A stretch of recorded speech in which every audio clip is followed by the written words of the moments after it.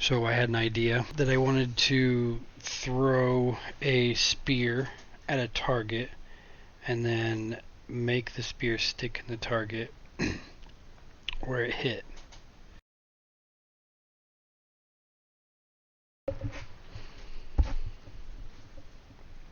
So this is my target. I made it with just a cylinder and a cube that I plane cut.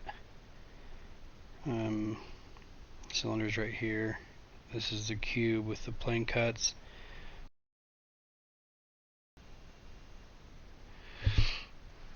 So here's me creating another custom mesh.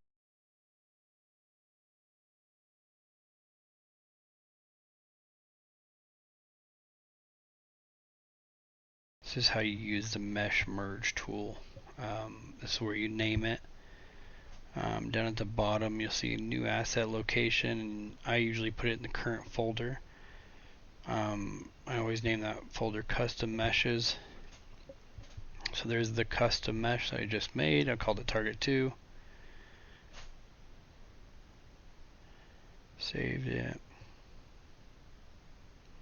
Oh, and I wanted to talk about the spear. So one important thing that I did with the spear was I moved its pivot point with this tool. I'll show you here. You can move it and it'll stick. That wasn't much of a difference here. This one, I'll see it sticks there.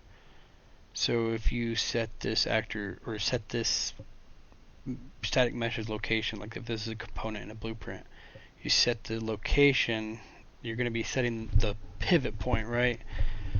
So I want the pivot point to be a little bit below this tip so that looks like it's stuck in there, you see.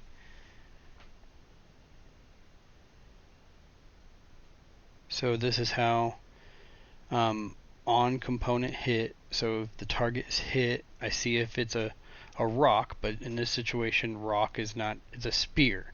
It's not a rock. That's what I first called it. I just haven't changed it yet. So I destroy the rock. Hold on. Yeah. And I'll set the spear's location, and I will set its visibility to on, and then half a second later I'll turn it off. And you can see I am using the impact point as the location where to set it. I don't have to change the rotation because it's already pointing in the right spot, how I set it up in the viewport. So I'm just changing the location using the impact point from my hit result. The spear,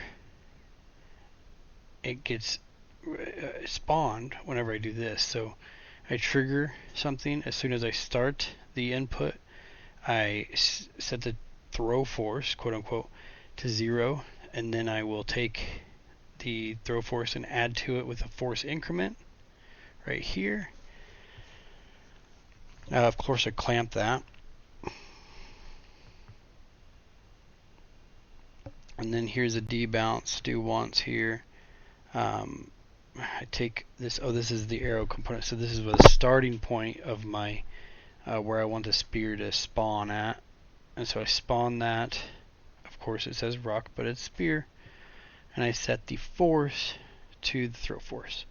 And you'll see force in the variable. The eye's open because it's, I don't remember, editable externally. Here I do delay until next tick. Now that's important, I think. No, it's not important. I don't know if it's important actually.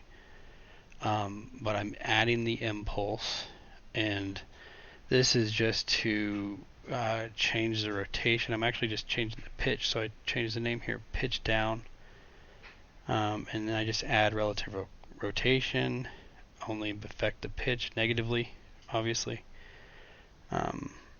This is the reference to the spear static mesh, and then I destroy the actor when the timeline is finished. So this is how it works. Get rid of that.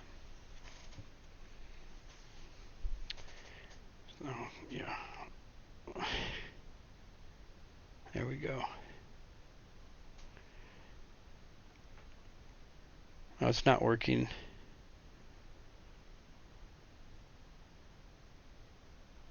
Okay. So looking in the rock, the spear. Don't need to look here. This destroys the actor after the timeline only. That I need to look in the target. Come on. Stupid recording software won't let me click it. Oh, there we go. So as soon as it hits the target, on component hit, generate hit events, that's what it was.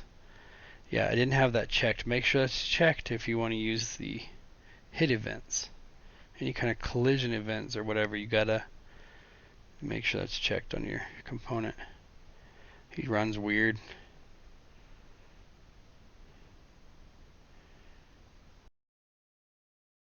There we go.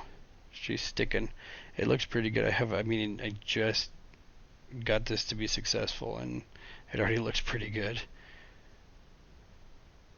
But that's how you do that.